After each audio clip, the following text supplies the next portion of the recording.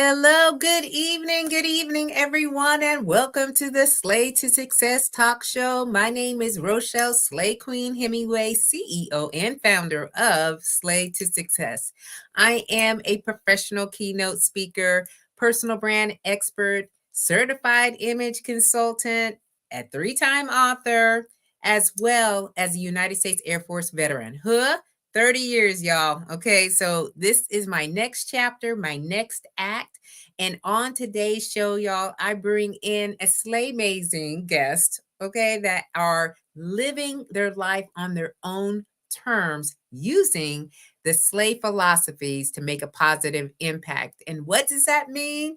Well, SLAY means to kill it, to dominate it, and to nail it, to be on point, to impress greatly, to dream big and work hard until you own it. It is also an acronym which stands for Universal Life and Leadership Philosophies that resonate with me the most, that I share with you all, of how we can achieve our desired success, which is stay ready to be ready, lead out loud, a sense of community, a sense of family, and knowing you are built to last. So if you're joining us live tonight, make sure that you tell us your name and where you're streaming in from, okay? Because we want to give you the shout out and we want to recognize you for being with us, because you could be a lot of different places. Y'all, this is the time of the year where I know football is on.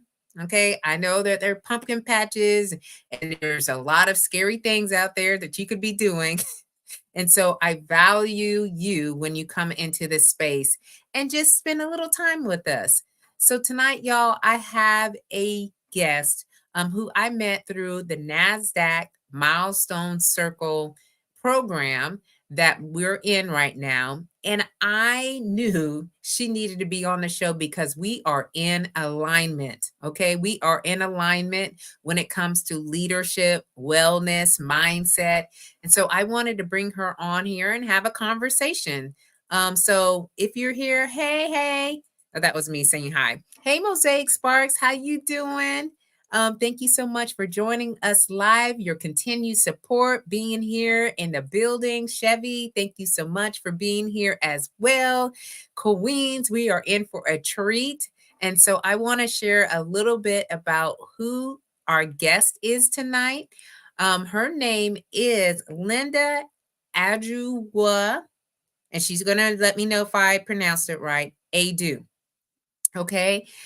She was born and raised in Ghana, West Africa. She moved to the United States after high school. She holds a bachelor's degree in business information systems and a master's in business administration. She is the founder of LindShal Consulting, through which she provides leadership and development training to business professionals and leaders to help elevate their positive impact in the workplace. Y'all, doesn't it sound very familiar? It's very familiar. I absolutely love it. We're going to have a great conversation. As an employee engagement and retention strategist, Linda is dedicated to empowering business leaders with a profound passion for fostering work environments that thrive on authentic happiness and dedication. She guides leaders to enhance their impact and build cultures that not only retain talent, but also drive productivity and revenue growth. She is also a licensed financial professional with the World Financial Group, where she helps individuals and families find financial security through wealth building strategies. And she is also an author and recently released her book, The Watchman, as well as a journal series called Gratitude Unlocks Miracles. Okay, I'm just saying, y'all, we about to have a treat here, all right, and have a really great conversation. So please welcome Linda to the stage. What's happening? Hi, Rochelle. Thank you. Thank you so much for having me on the show. Yes. I really appreciate. Yes. When we were talking a little bit and through our meet on the NASDAQ, I'm always looking for women, men who are in alignment with leadership, development, wellness. And as you were talking, and I put it out there and I said, hey, we are in the same world. I need you to be Yeah. on the show to tell the people what you do and how you do it. You know what I mean? So Yeah. tonight we're going to be talking a little bit through that, and then give the audience a little bit about who you are and what you do and how you do it. So please, can we go back to before you came to the States? All right. So you're from Mhm. Ghana. So tell us a little bit about that journey and how you got to the States, and what is it that you do and how you do it. Thank you. Thank you so much. Thank you for having me on the show. You're I welcome. truly, truly appreciate you are such an amazing person. And Oh, I'm deeply, deeply honored to be here today with you. Thank you so much. you're welcome. Yeah. So, yeah, just like you read, I was born and raised in Ghana. I have four siblings. I am the second. Three of us are here in the States. I also have another sister back home in Ghana. So I grew up in a very loving, wonderful family. My dad is highly educated. Mom is also educated, not as much as daddy, but dad has a PhD in math. Hmm. Yes. And so he moved to the United States, to pursue his PhD from Ghana. So he was already here. And then later on, mom also joined. But back home in Ghana, it was just awesome. It was a loving, wonderful family. I wouldn't say we were like rich, rich, but probably maybe like middle class. Yeah. I would say I would say middle class. But I also want to give my parents a lot of credit because they took me and my siblings to one of the best schools you can find in Ghana. Hmm. It was quite expensive, but they truly, truly sacrificed a lot to put us into some of the best schools you can ever find in Ghana. Yeah. Wow. That is so amazing. So you left Ghana and now where are you living? Yeah. So I finished high school in Ghana. And then when I was done, then I moved to United States with my little sister. I mean, she's not little anymore. Right. Yeah. And so I moved here, I believe 2003 was when I moved to United States. I moved here to Connecticut and I've been living in Connecticut since. I mean, I've visited other states, but I think I've been staying in Connecticut for all this while. Wow. Yeah. So, we were talking y'all earlier today and we were talking about the weather. And, the further north you get, the colder it is. And she's like, it's cold here. And it was a cultural shock for you when you moved from Africa to Connecticut because of the weather. Was there a specific reason why you chose Connecticut? So I wouldn't say there was a specific reason why I chose. I moved here because my parents were here. Yeah. Yes. So my dad finished his PhD in University of Vermont, and then when he was done, he got a job in Connecticut, so he moved over here. So obviously, when my sister and I were coming, we're coming to mom and dad, so we had to be here with them. Mm-hmm. Yeah. Yeah. Oh, I can now see that then. There's a connection. You know, because I have a lot of friends, and y'all, as we know, um, if you're all of our different experiences and our backgrounds that we all have, and I was in the military for a very long time, and I was always very curious as to the journey of getting to the States if you lived outside of the States, and at that time asking them, what was the reason why they joined the Air Force, in the States as opposed to the military forces that they have in their country. Mhm. And I always had a deeper appreciation because you're coming here without, a lot of knowledge, if you will, about the States. And then you're able to really make the life, right? Create a life for yourself, for your family. Mhm. And, I was reading your bio, and as we were talking, you got into the leadership world, right? And Yes. you have like termed yourself as well as the persons, if you will. So tell us a little bit about your leadership philosophies, or what is it that you understand and know about leadership that can help our audience understand why you got into that. Okay. So I believe that, employees are the greatest assets to any company, any organization, whether small or big. And there is this saying that we all love to say that happy employees are productive employees, you know. And I Mhm. think sometimes we just say it and not really put the work behind making the employees happy. Yeah. So to me, having a leadership that's really influential or that's really impactful in the workplace means making sure that your employees are really happy, and not just happy as in, hey, hey, hey, we are happy, Right. but they are actually satisfied. They are in a place where it's not toxic, you So know. before you move on, right? Yeah. And into that, I do want to ask you, what are the indications that your employee is happy? Because Mm. I know we got a lot of people who saying kiki and ha ha and everything else into the work center, and really they're not. So what would be some of the behaviors, if you will, that can, point to this is a happy employee? Okay. So for me, if you are happy, then you have you don't if you are happy, you are not thinking of leaving, Mm, right?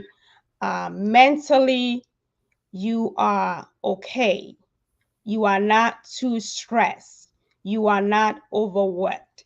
You are being paid right, right? mm, You are being mhm. paid right. You are not being paid less. You come to work and you are not there just because of the money, but you know that your work is being appreciated. Somebody appreciates the work that you do. Somebody has value of what you do. They really show some level of gratitude towards what you do, you know Mhm. versus if you are in a place where you are not happy, it's like the thought of going to work alone makes you sick. Yeah. Well, I mean, there are a lot of people that I know that are going to work sick, because they are not, like you said, fulfilled. They're feeling like this is just something that they just clock into. No one really cares Hmm. about what they want to do, or their desires, their future goals, and so forth. So, as a person that's going into the organization, what are you evaluating? What is your measuring sticks when you go in and you're looking to see whether or not these employees are happy? Number one, I'm looking to see, are you fulfilled professionally? Hmm. Are you on the right career path? Is this place the place that you want to be, let's just say 2 3 years from now? Is this the place where when you wake up in the morning and you feel like, what, I really want to be in this place? I'm not just showing up because I need to have the bills paid. That's the reason why I am showing up. I'm Right. showing up because this is the place where I feel like I can make an impact.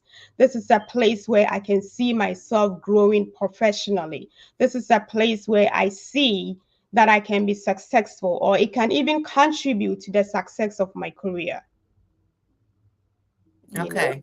So Yeah. if you are going to work and you are not being able to, see yourself in some of these things that I'm talking about, and I think you need to sit back and be asking yourself, is this the place that I want to continue to show up to? Yeah. So you talking about the employees. Do you address the leaders? I do. Okay, so let's just talk about that then. All right, because if the employees are not satisfied and they're not happy and so forth, then what is this discussion that you have with the leaders? Because culture, again, being in leadership roles for a very long time, it takes time for culture to change. You can't change it overnight, right? Mm, And it starts with the leaders.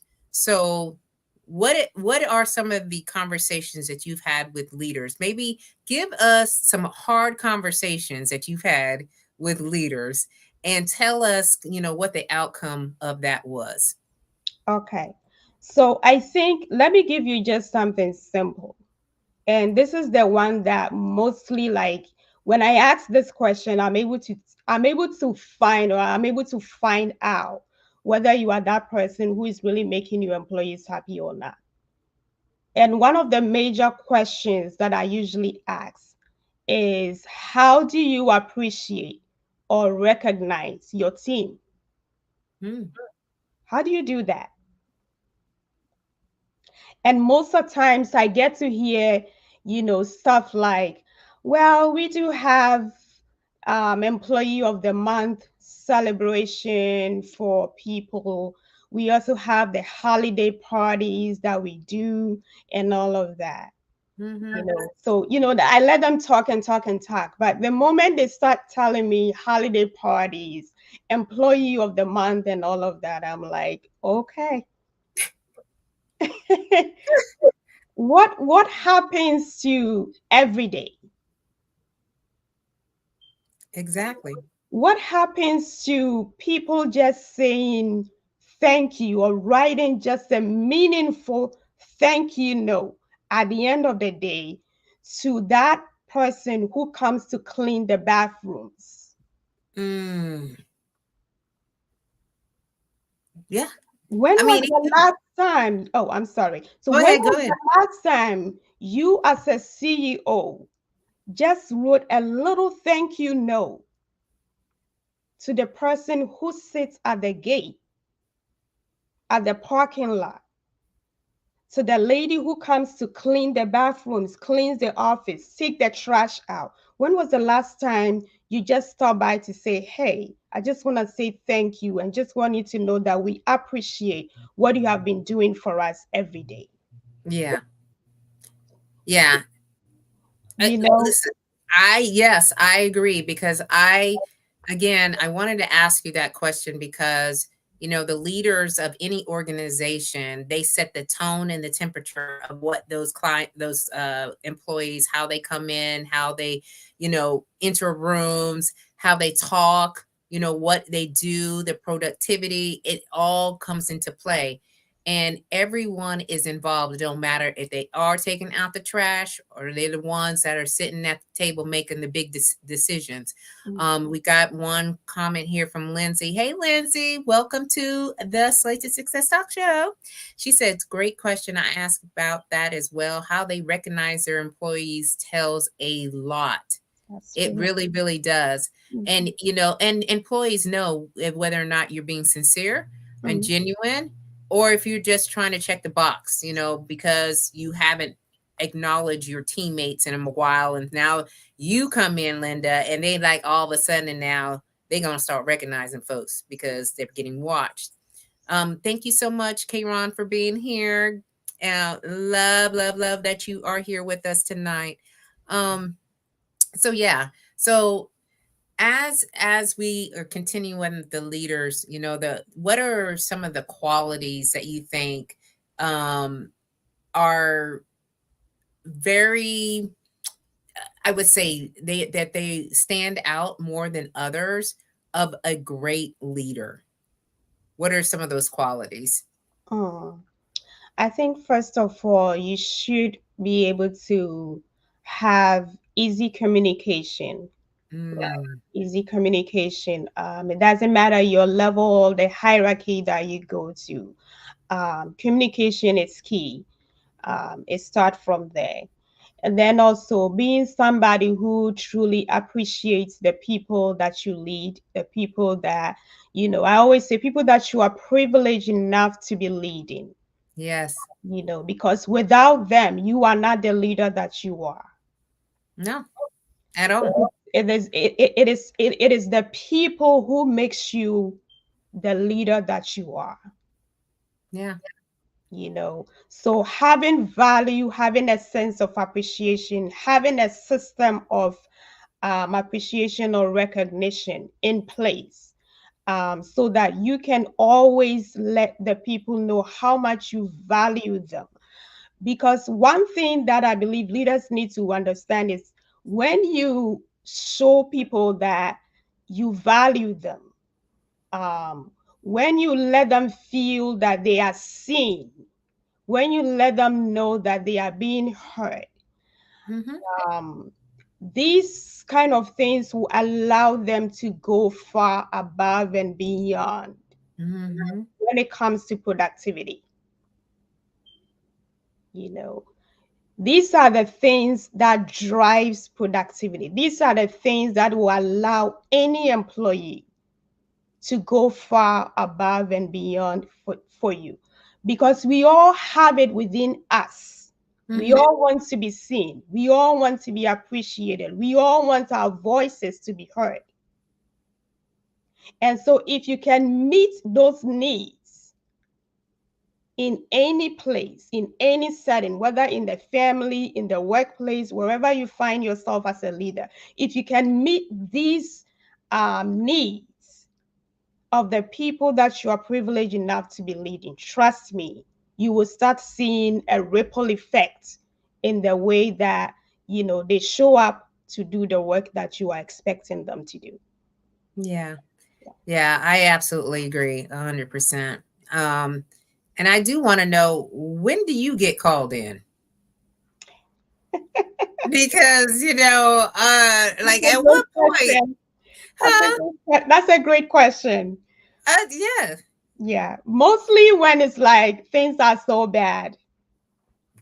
that's what I'm saying. Yeah, Like, they call you in to come do the evaluation, give them a report, and then what? You know what I mean? yeah. So I think that the conversation of being a great leader, it leadership is very complex.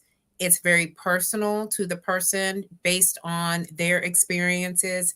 And so, diving into leadership and trying your best to maneuver and navigate into conditions. And let's not even talk about COVID, okay? Because the COVID done messed stuff up, y'all, with as far as these work centers. Hmm. Okay, so there's a lot of things that now leaders have to be concerned about and how they run a ship, if you will. Yeah. And Kayron said, kind words go a long way. There is nothing like experiencing an employer taking time to let their team members know that they are appreciated personally. Mm, mm, Exactly. And it's, sometimes it's, and I wouldn't say sometimes, I say most of the times it's an individual thing, right? yeah. You can expect sometimes the same reaction from someone else when you give them the same type of acknowledgement. You really have to know your people Yeah. and know what works for them. Some people like thank yous. Hmm. Some people like little small gifts. Some Hmm. people like time off. Yeah. Some people like awards, like money, stuff like that. So you have to really know who your people are and try your best, because you're not going to get it right all the time. I'll Mm. just say that right now.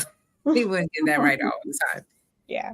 So, so leadership is, one of your things that you are definitely invested in and very passionate about. Did that come from some situation that occurred to you that now, you're on this, like, let's make sure these work centers are good to go? Sometimes that happens. Yeah. Yeah. Yeah.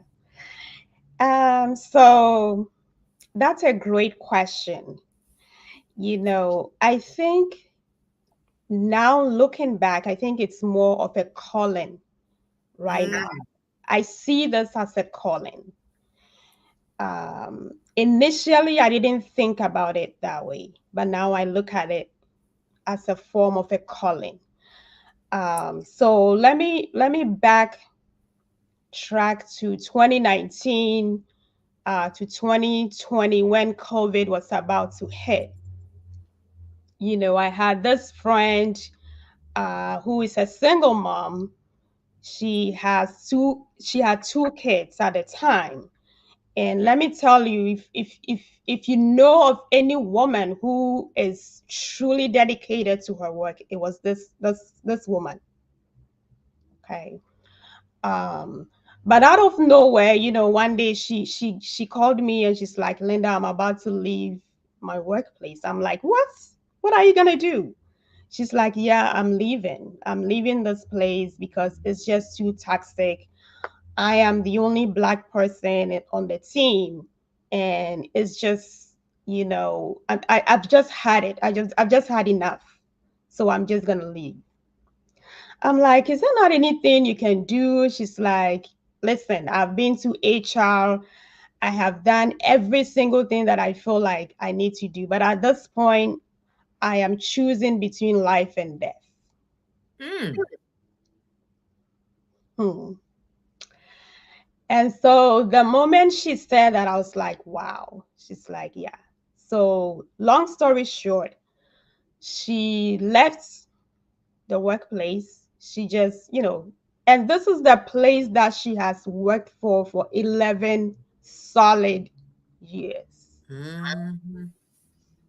So she left. And I remember when she was leaving, I was like, so what are you going to do? How are you going to take care of these kids and all of that? She's like, girl, I'm just leaving. I'm like, okay. I'd rather have you alive than.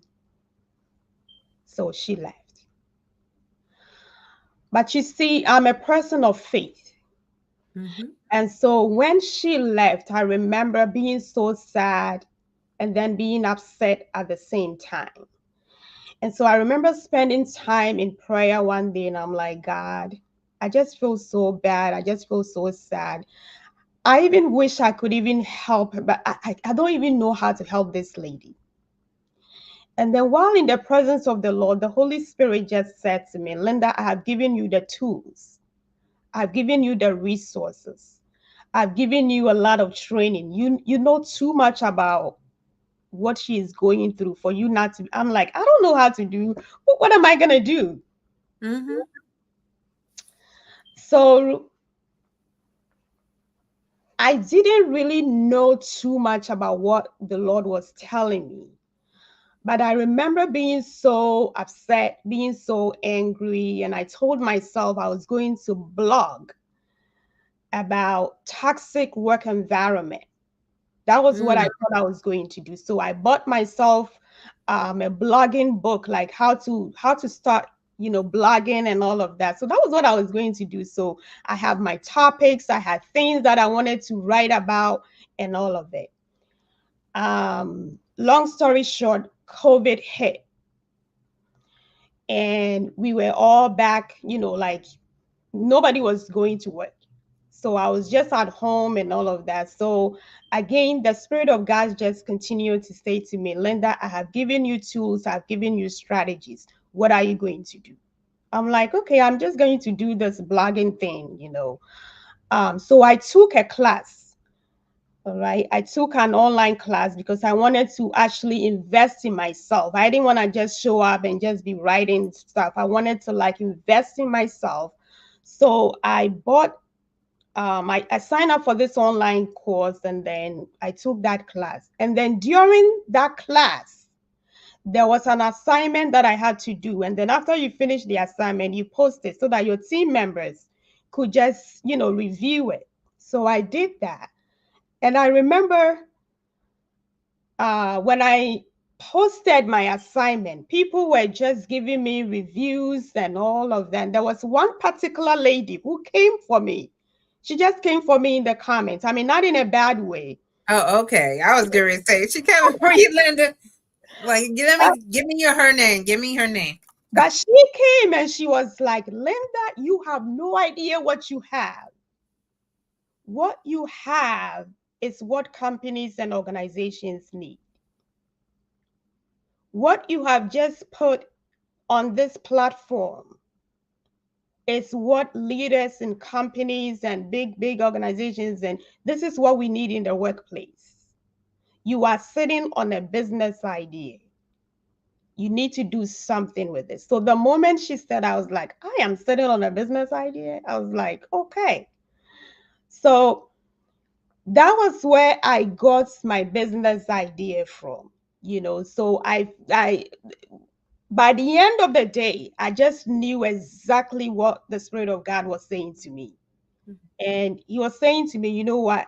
You have been in a lot of leadership trainings. You have been in strategic steering committees. You have been on so many platforms. You have sat with top executives. You have been in trainings upon trainings. If people like you show up in the workplace and begin to talk to top executives about some of these things that this lady is going through, you know, who knows? Who knows? Changes will start coming to the workplace. Mm-hmm. So the moment I started, like connecting the dots and everything, I was like, okay, this is what God wants me to do. Right.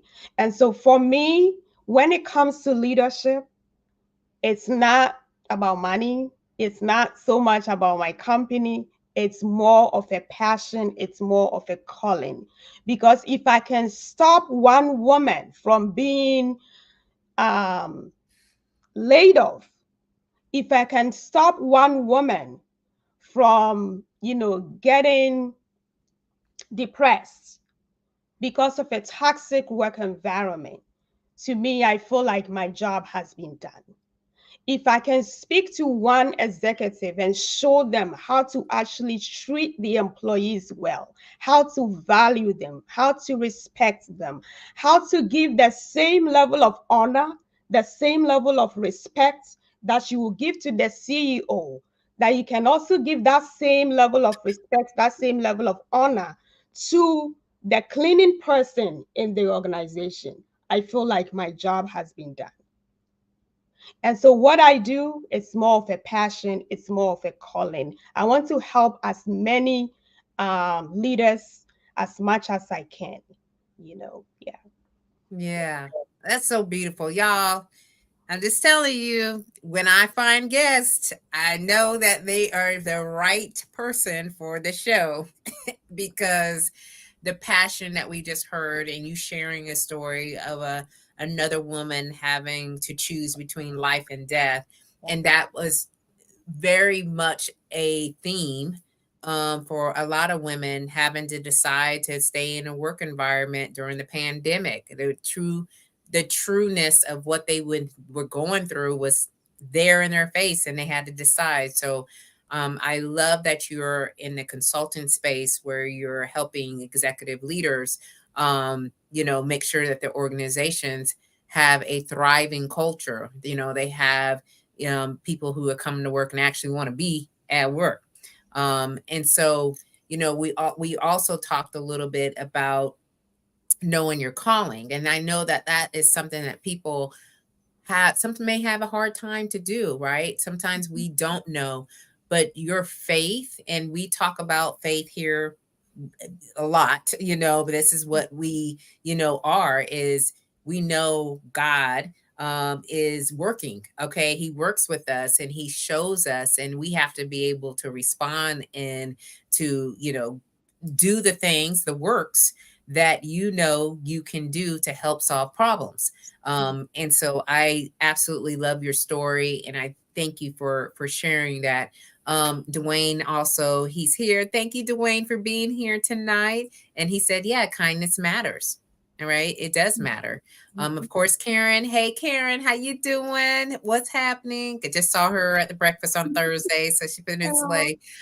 So y'all, this has been so good. I do want to, talk a little bit through about wellness. Now, one of the areas that I talk about is financial wellness. All right. And so you are a financial consultant as well. Yeah. And what kind of got you to that point? Hold on, Glenroy's here too. Glenroy, hey, well, let's get this comment going here. Okay. When we exhibit respect to those who are subordinates, they don't have a problem going through the fire with you when things get tough. So many supervisors don't pull from their early histories in their careers in order to be the supervisors that they wish they had would have been. Mm. And I'm that's an amen, Glenroy, Amen. because this Mhm. is so true. Yes. Sometimes when you get so far up or so far away from what people are experiencing every day, you don't really see what your journey was. Mm. And, you get disconnected. So being in tune and understanding there are things that you could do to help. You don't have to make it hard. All right, just because you may have had it hard or you didn't get what you thought you needed doesn't mean that the other folks should have to suffer and go through that. I Mm. mean, there's a mentality sometimes with that, Mm. like I ain't get that, so you ain't getting that. And and it just goes on. It's a vicious cycle. Mm. So thank you for sharing that, Glenroy, and adding that to the conversation. So I do want to talk about finances because, in this world today, there are some folks that are really struggling with finances, Mm. and again, there has been a lot of different factors that have done that. People have left their jobs. Their economy, the way that it is right now, things are Mhm. higher in prices. You just to try to do anything anyway, it costs more money than it did back in the day, right? Yeah. So, tell us a little bit about financial wellness and, what is it that you do with that? And give us, some strategies or some tips that you may share with your clients or folks that come to you for help. Thank you so much. So, it kind of ties into what you were saying. Money is pretty much we can't do anything without money. But I think sometimes we complain about all of us not having enough, you know. Yep. Yep. I need more money. Y'all got some money out there? Like, send it my way. I would not be, I won't be like it's bad or anything. I'll be like, well, thank you. You know what I mean? Yeah. Yeah. But I think when it comes to money, what I'm realizing is sometimes it's not because we don't have enough. Mm, Sometimes it's what we do with what we have yeah. that How do you feel actually about that? matters. Sometimes, let me say it again. Sometimes it's not because we don't have enough. Sometimes the issue is what we do with what we have. Y'all get that? Okay. I So mean, I'm listening. Okay, let's keep it going. I am snatching some edges. Uh, what are you doing with what you have? What are you doing with the money you're making from your job or your job? What are you doing with that?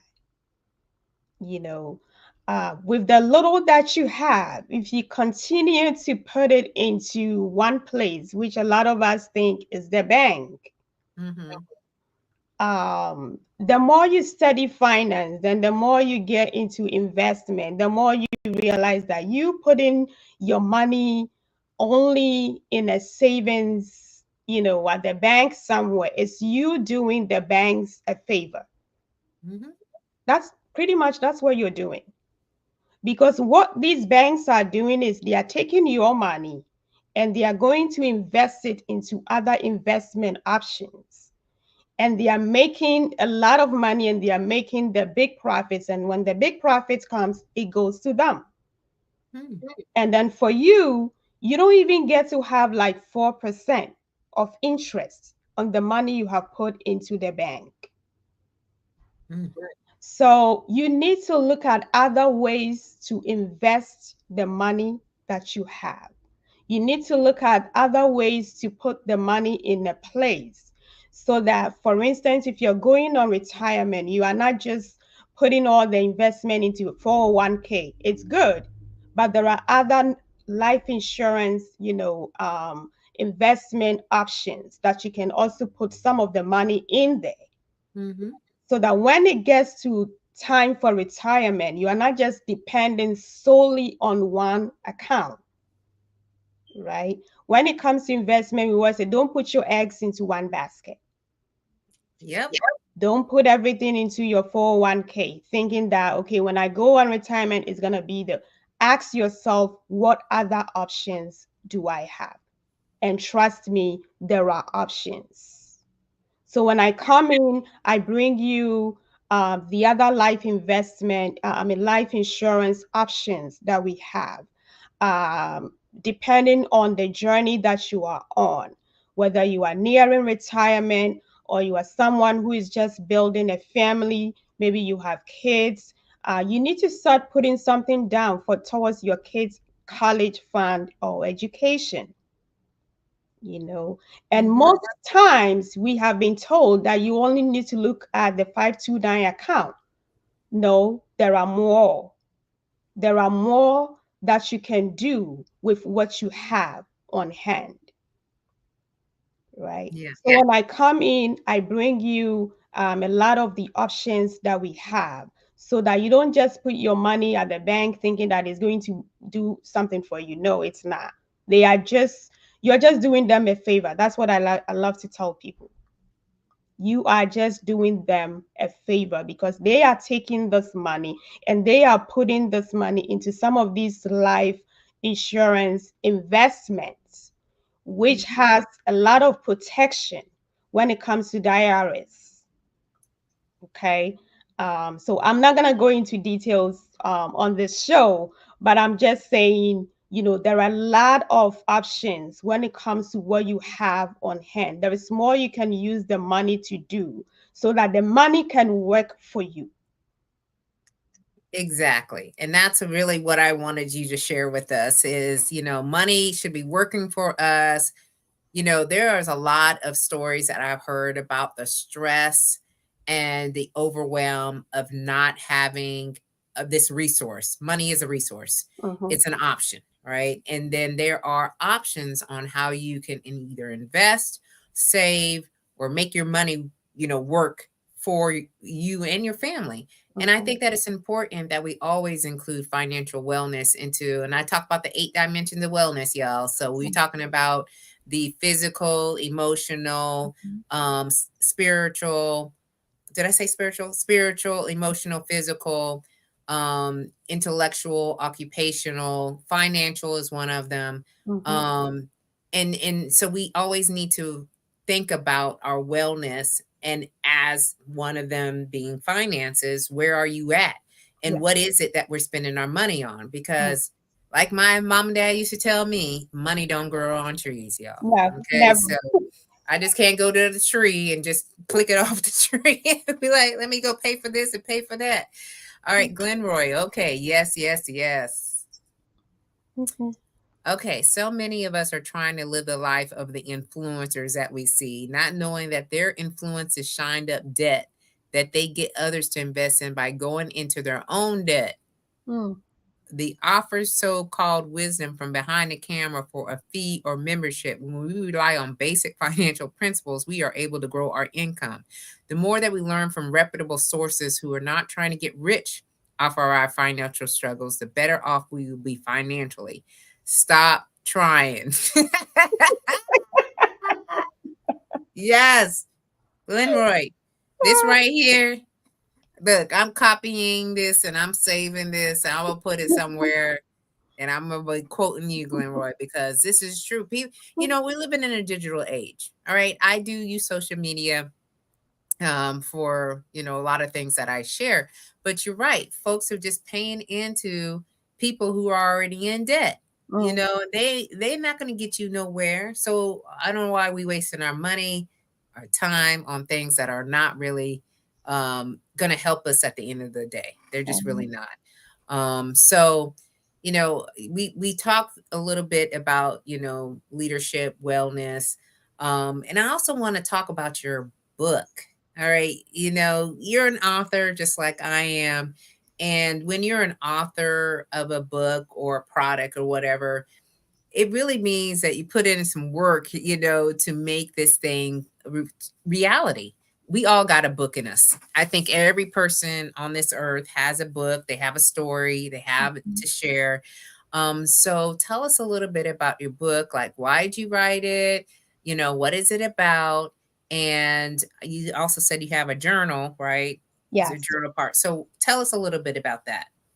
thank you. Mm-hmm. Yeah, so I released my book last year in May.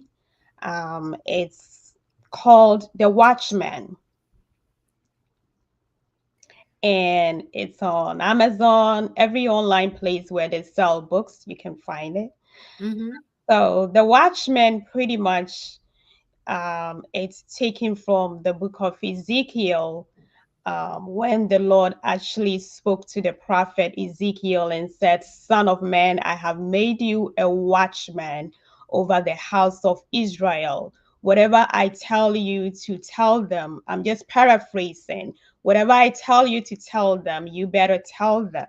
If you do, because if you don't want them, or if you don't tell them or relay the message that I give to you to tell them, I am going to hold you responsible, or I'm going to demand their blood from you if they continue in the sin that they are in. So pretty much the concept of the watchman is for believers to show up as the children of God that God has made us to be in every space that we find ourselves in.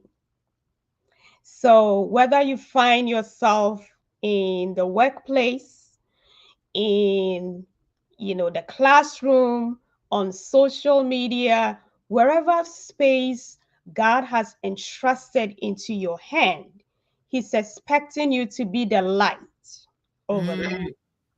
He's expecting you to be the salt in that place.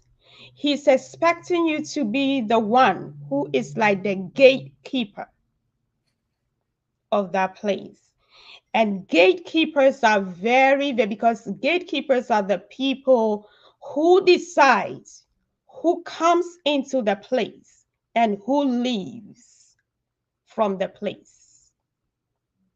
In other words, you are part of the people who shift the direction that a decision is supposed to go.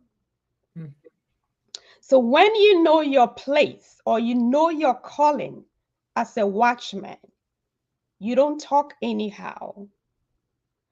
You don't do things anyhow. You don't raise your kids anyhow. You decide the kind of parenting you are going to give to your kids. You decide what your kids watch at home. You decide what comes into your home and what leaves out of your home. So, being a watchman is actually walking in the consciousness of the fact that wherever you find yourself, you are representing the Heavenly Father.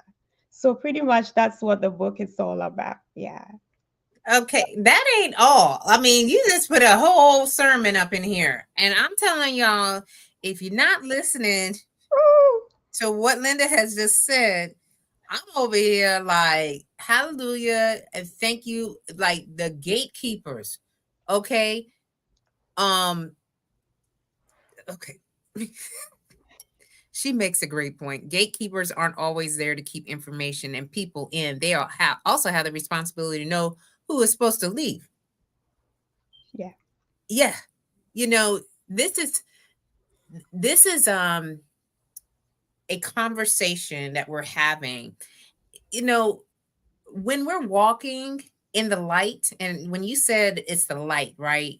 People know, like, without even talking to you, your aura and Mm, how you see things and how you move, how the kids moving, how the things around you are shifting in such a way where, like you said, it's in alignment. And I love love, love, love. It's the analogy of the life, right? How we live in our life and how do people perceive us in the light. Mhm. And you writing about this, I mean, what made you write about this, first of all? Well, you are asking me more transparent questions here. Yes, that's what we So, do on here on the Slay to Success all Talk right, Show. so let me be transparent with you. Yeah. This is a prophetic book. Mm-hmm. Okay, this is a prophetic book. I didn't just get up one day and said, I'm gonna write a book and the title is going to be this. No, this is something tied to my destiny. It is tied to my calling. Mm. So the title of the book was actually given to a minister back home in Ghana right after when I had finished high school.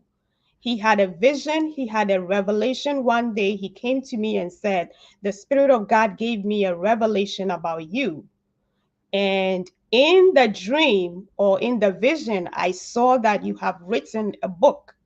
And the title of the book says, The Watchman. I said, Me? I said, I don't know how to write any book. He said, No, I need you to go and write this down because this is what the Spirit of God is saying that you are going to do. Mm. And in the vision, the people that I saw selling the book, they didn't look like people from our country. The people that I saw selling your book are people who are outside of Ghana. I was like, now, mind you, at this point, I didn't even have a passport. Yeah. My parents had not told me and my sister they were going to bring us to America. But long after this man of God had given me this message, my parents called me and my sister and said, Hey, um, everything, all the paperwork, everything is done. Get yourself ready because the two of you will be coming to America. I have tried to run away from writing this book. Trust me. Mm. So I don't have time to go into the details, but I have tried to run away. I have tried to argue with God. I have tried to do every single thing that I could just to tell God I am not the right person to write a book. Mm. But with every excuse that I gave to God, God said, You are the one going to write it. 2015, I was in a car accident, which allowed me to have a brain injury. It took me about 3 years. We were hit by an 18-wheeler truck, Mm. and I had a brain injury as a result of that. It took me about 3 years for me to get my life back on track. I mean, if I don't tell you that I have been through that, you wouldn't know. That's right. But I say that to the glory of God. That was what God did. And so when I came out from that accident, then God said to me, Linda, there is an assignment on your life. There is something that I have placed on the inside of you that are tied to the destinies of other people. And you need to step into that place to bring it into fulfillment. And trust me, I just couldn't resist anymore. So I went on a journey to write, but every single time that I'll make up my mind to write, here comes the enemy. Here comes the mind attacks, telling me you are not good enough. People are not gonna be reading this book. Mm. You were not born here. You have an accent. I mean, all kinds of limiting beliefs. And it was just this mind games that the enemy was just playing on my mind. And then Mm-hmm. sometimes I would stop. But again, during COVID season, I was on a 40-day fast. Mm. And during that season, the Spirit of God again said to me, Linda, you need to get this book out because this is what the body of Christ need in the season at this time. This is the message that I want my people to hear. So, I was like, okay, God, I have to. Goodness. So Yeah. I was, so I was like, okay. So I gave up on all the excuses and I just, began to just put the pieces and all of it back together. And by the grace of God, it was released last year. So that's the story behind this book. It wasn't something that I just sat down to say, I'm going to write it. I always say this is a prophetic book. The message is a prophetic message to each and every one of us to step up and be the light, to be the salt in the space that God has given to each and every one of us. Well, I absolutely love it. Y'all, it is Sunday, so that's what we are doing here. All right. Making sure you understand, all right, that you are one of God's children's. Okay. And so when he says, hey, you need to start doing something and you're listening really closely and you do it. And here Glenroy said, when we argue with God, it's like playing chess and he always gets to checkmate. Mm-hmm. Always. Mm-hmm. Okay. So I absolutely love that. Mosaic Spark says she loves it. We are light everywhere we go. Some people who are not Christians, our light disturbs them, and we must be bold about it. So we still got to shine the light, even when others say no. Mosaic Sparks also says the enemy will come in all forms, but I know that God will give you whispers and they will come louder and louder. And you listen to it, Linda. And now you're sharing and spreading the news, if you will. And all the things that you do has just been a delight. Like all the things that you have shared, such wisdom, inspiration, knowing that, there is someone else, y'all, here that is doing absolutely amazing things. All right. And just coming on the show and have your time and your efforts and your energy. So I know we're at the top of the hour, and I like to close it up at the top of the hour. So just two more questions, if you will. So first of all, is there something that you want to share with our audience before I ask you the last question before we go? I think I talked about it before in my last, yeah. So what I wanted to say is wherever God has put each and every one of us, don't underestimate what you carry. Don't Mm. underestimate yourself. There is something that God has placed on the inside of each and every one of us that God wants us to do. If you're doing it, God bless you. Keep doing it more. And I want you to know that destinies are connected to what God has given to you. Mm. Um, if you refuse to light up your candle, someone may fall into the ditch. Um, don't dim your light. Don't dim your candle. Just continue to shine brighter wherever God has placed wherever God has placed you or whatever space you find yourself in. And I just want to say thank you so much, and God richly bless you too for having me on here. I know we are not done, but I just feel like. Yeah. I'm telling you, all of what you said has just been so good. And your aura, the way that you came here and just spread the good news. I'm just like, yes, let's talk more about that. This. So Mosaic Spark says, thank you for your incredible transforming story. I'm so glad God favored you through that car accident that you were in, and now that you recovered and still walking it out, Queen. You're still walking it out. All right. So the last question of the evening is, on your 80th birthday party, if God gives you those days, what would you want your family and your friends to say about you? Oh, that's a great question. Oh, Um, I just want them to say, here's a woman who loved God and shared the love of God with every person that she met. and you have. Well, at least up in here. Okay. So I can say for sure. When you came on the show, you did. You know, even K Ron says he took us all the way to church. So thank you. Y'all who didn't go to church today, if you didn't go, that's okay. You got what you needed here. All right, and you're gonna leave full. So I just want to say thank you again, Linda, for being here on the show. Y'all, we are inching our way up to the 50th episode of the Slate to Success talk show for the year.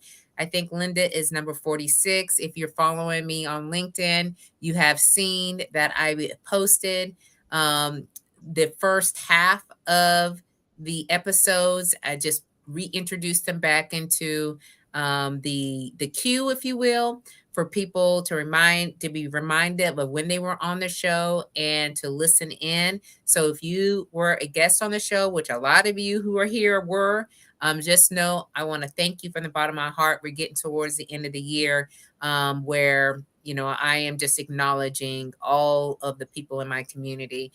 Lucy says, God bless you, Linda, for responding to the call. You've shown us that we can silence those voices in our heads just by responding and shining our lights.